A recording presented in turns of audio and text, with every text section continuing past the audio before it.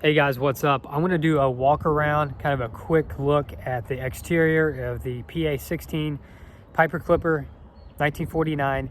It was requested in my last video that you wanted to see a little more of the aircraft. So what I'm going to do right now is I'm actually just shooting this on my phone. It's just a quick walk around of the exterior, a little bit inside.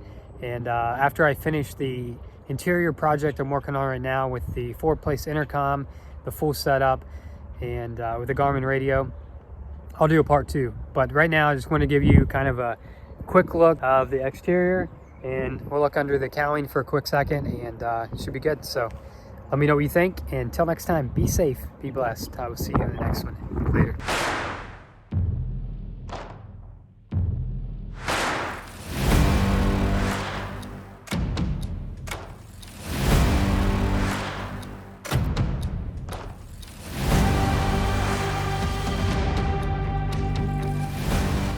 Okay, so back here, it looks pretty good, really. What you're looking at here mainly is the fuselage. This was actually done in 2019. It has the AirTech process, and fuselage, along with the cowling, was all redone, along with new cables, new headliner, new carpet. We'll take a quick look inside. Okay, so it's not bad. Like I said, 2019, the fabric was redone, headliner, so overall it looks pretty good. First impressions, it's not bad, but obviously the seats, they got some age on them, got a little wear, but definitely over here, lots of wear maybe. But it's not too bad, definitely presentable. This has the header tank in it. This is the original header tank. And I'm actually going to be putting a right wing tank with my engine upgrade, so this will be gone.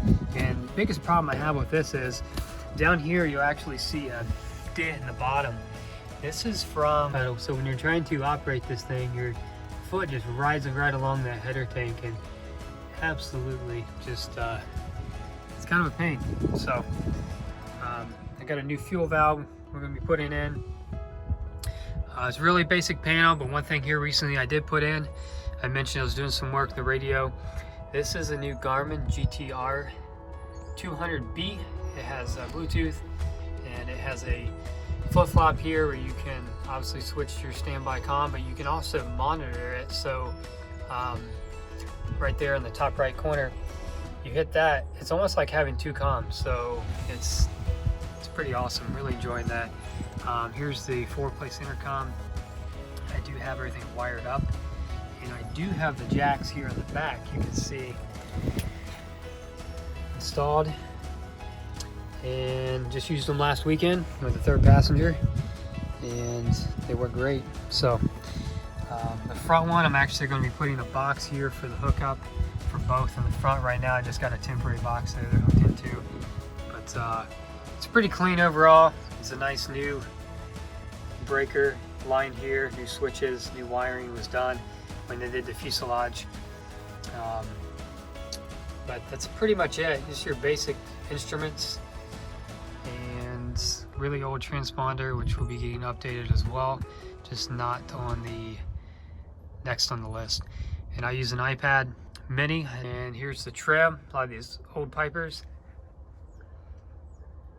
And I also use an older Stratus. That would be my traffic. So it's like ADS-B in, so I can see other traffic. Okay, so let's take a look underneath, and we'll check out the landing gear and work our way around. So I got the Aero Classic 856s, mini Tundra tires. And I had a brake issue. If you missed that video, I'll put a link up there. You can check it out. I had a big brake blowout where I actually ended up taking out the caliper, taking it all apart, and finding out that one of the pistons was actually installed backwards. So it seems to be good now. I got a new rotor and new pads.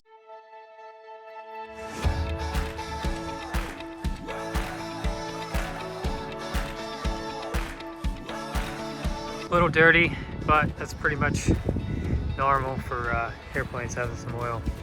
This has the ski mounts. This is for your wires, your cables, I should say. So it has been on skis. I don't have skis yet.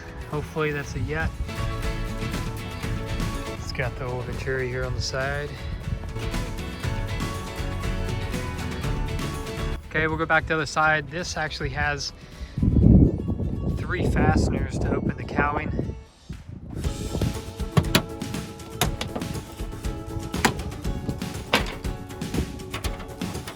So it's pretty old. It's got nice baffling though here for seals to keep the airflow where it needs to. Just an older Lycoming O-320.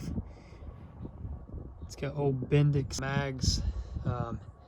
It's not too pretty, but you know what? It runs great. It's got around, I think around 1,200 hours since major. And it's been running really well here. I put about 15 hours on it since I purchased it. Weather hasn't been the best, obviously, this winter.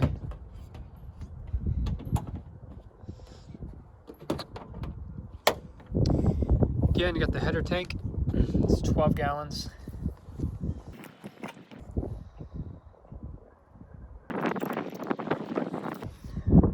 So the wings were actually done quite a while ago.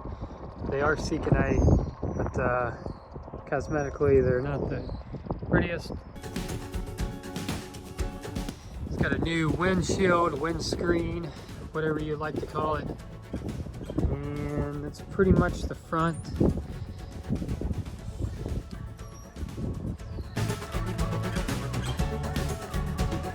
So the Clipper has a window here that slides.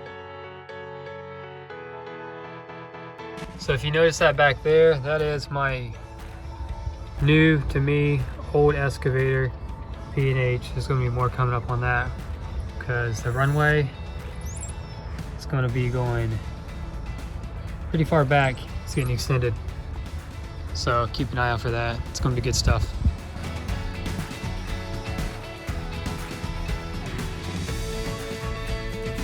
A lot of people don't like these droop tips. I think they look pretty cool. Just gotta watch your head.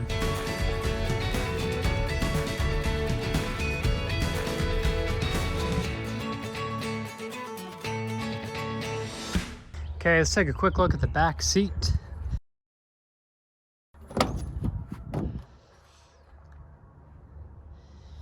It's actually not too bad. It's got a decent baggage area back here behind the seat.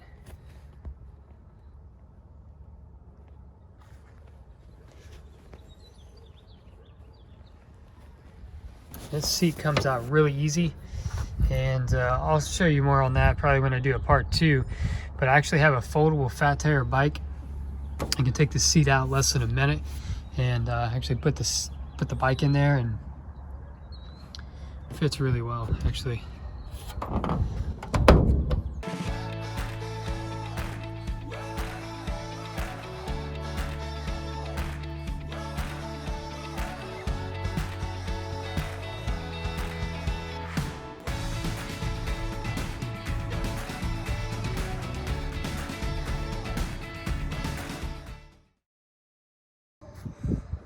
So the stabilizer was done as well, along with the Fuselage of 2019. Elevators have the older Seeking A fabric on them, but they're still pretty tight.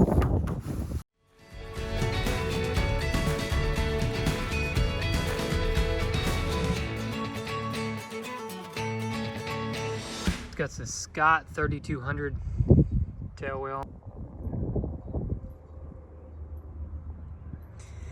Again, the rudder has the old fabric on it.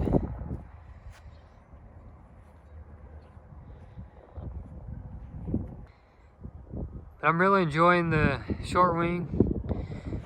Even though I've been flying the Cub the last another 14 years or so, it's definitely quite a difference coming in as far as your glide ratio.